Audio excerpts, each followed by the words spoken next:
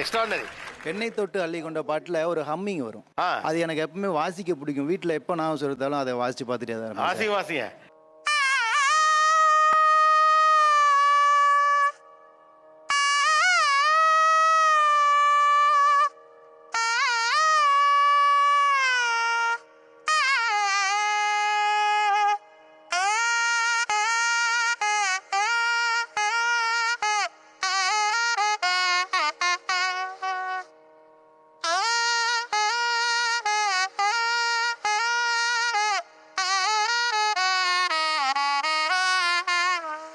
என்னை தொட்டு அள்ளிக்கொண்ட மன்னன் பேரும் என்னடி, எனக்கு சொல்லடி விஷயம் என்னடி, நெஞ்சை தொட்டு பின்னிக்கொண்ட கண்ணன் மோரும் என்னடி, எனக்கு சொல்லடி விஷயம் என்னடி.